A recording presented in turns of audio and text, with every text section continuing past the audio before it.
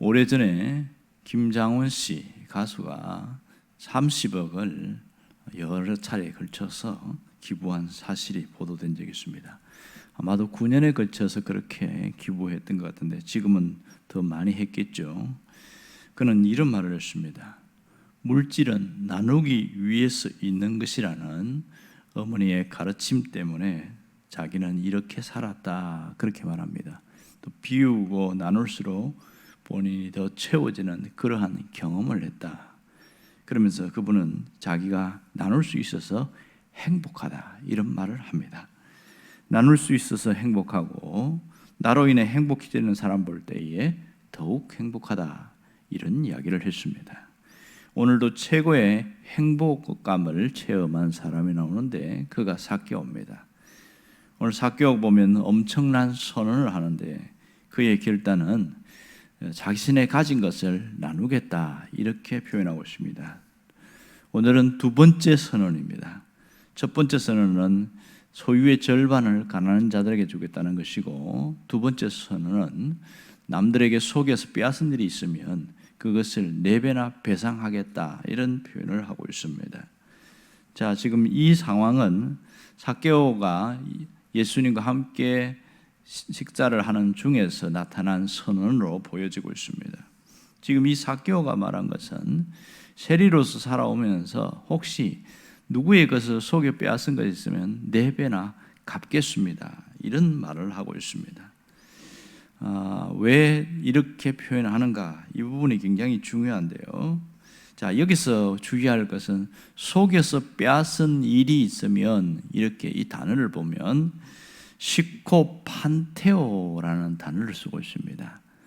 속에서 빼앗은 일은 시코판테오라는 단어를 쓰는데 본래 뜻은 무화과를 보여주다, 이런 뜻이에요. 희한하죠. 무화과를 보여주다. 이 어원을 찾아보니까 당시에 시코판테이라는 사람들이 있었어요. 시코판타이. 이 사람들은 불법적으로 무화과를 밀수출할 때에 이 사람들을 찾아내서 밀고 하는 것을 직업으로 삼는 사람들이었습니다. 그러니까 불법적으로 수출을 하고 이렇게 할 때에 그것을 한 번만 봐달라고 이렇게 얘기를 할 거 아니에요. 그때 이 조건을 내기는 거예요. 나한테 너 뭘 줄 수 있는데, 그래서 많은 배상을 해서 이걸 좀 지나가게 해서 불법적인 거래를 하는 겁니다. 이것이 어원인데, 그러니까 시코판테이라는 사람이 당시 직업으로 있었단 말이에요. 그러니까 오늘 이 본문 나오는 속에서 빼앗은 일, 시코판테오라는 것은 약점을 이용해서 불법적으로 강탈하다, 이런 뜻을 갖고 있습니다. 그러니까 누가복음에만 이 단어가 2번 나오는데 탈법과 불법을 자행하는 자들을 고소하고 협박해서 상당한 뒷돈을 강탈하는 것을 말하고 있습니다.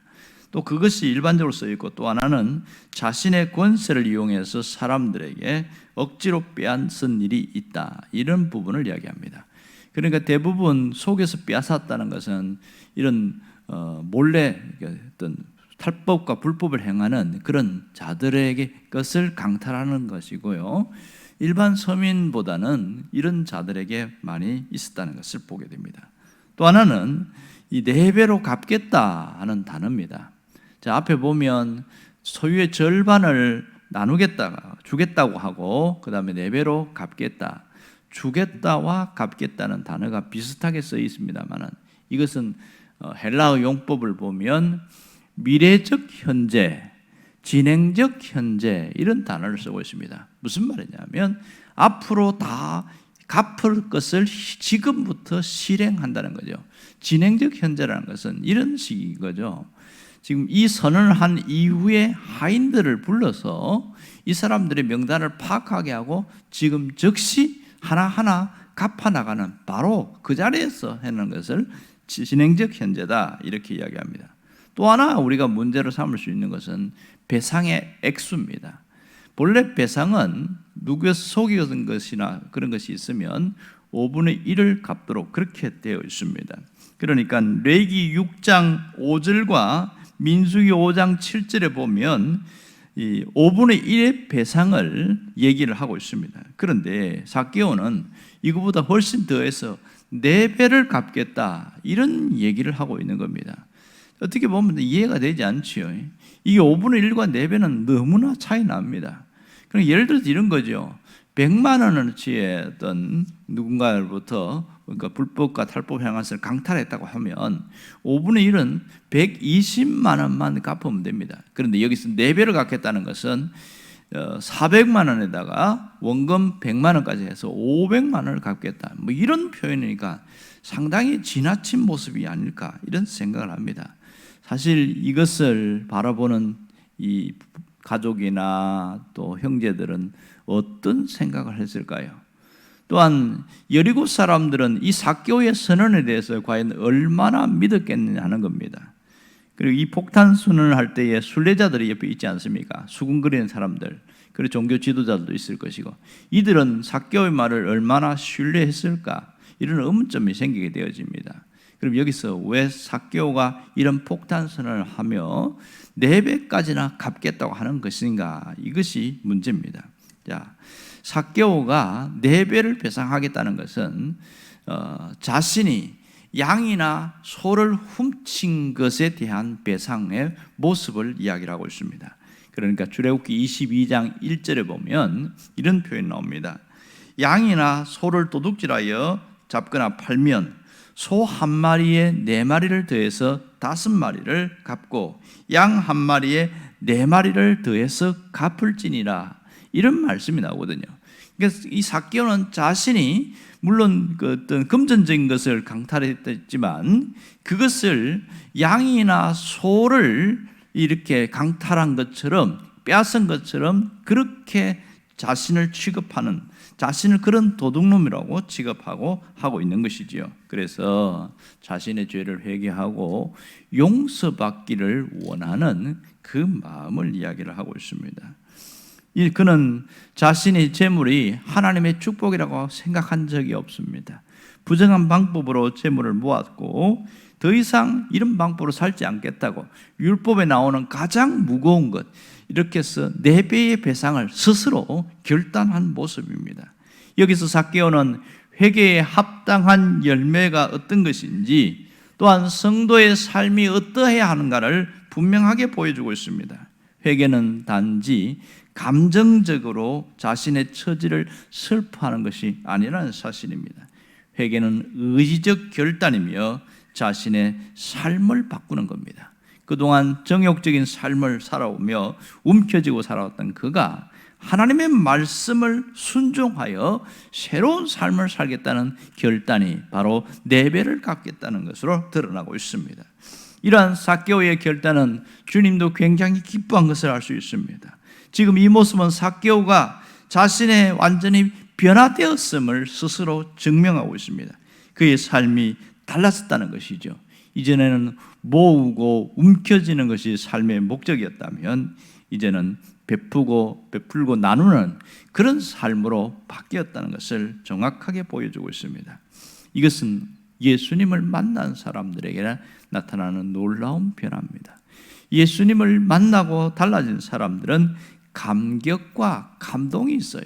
그리고 삶의 변화가 나타나는데 바로 이러한 모습입니다. 하나님이 우리에게 원하는 삶이 무엇일까요? 그것은 움켜쥐는 삶이 아니라 베푸는 삶입니다. 자신의 것을 나누는 삶을 주님이 원하고 있습니다. 우리가 내놓는 삶을 살 때에 하나님이 우리를 기뻐하시고 우리를 축복하신다는 사실을 잊지 않아야 됩니다. 그러므로 우리가 이제 달라져야 한다, 이 점을 잊지 않아야 됩니다. 움켜쥐는 삶에서 베푸는 삶으로 달라져야 합니다. 가장 자유로운 사람은 많이 가진 사람이 아니라 나누고 섬기는 사람인 것입니다. 내 것을 내놓는 사람이 진정한 자유를 누리는 사람이고 행복을 누리는 사람인 것을 알아야 됩니다. 여러분, 나누는 것은 손해보는 것이 아닙니다. 내 것을 나눌 때에 더 많아지는 이 놀라운 영적인 원리가 성경의 원리입니다. 성경에 보면 주님이 그런 얘기 하잖아요. 주라, 그리하면 너희에게 주실 것이요 후히 되어 누르고 더 넘치게 너희에게 주시리라.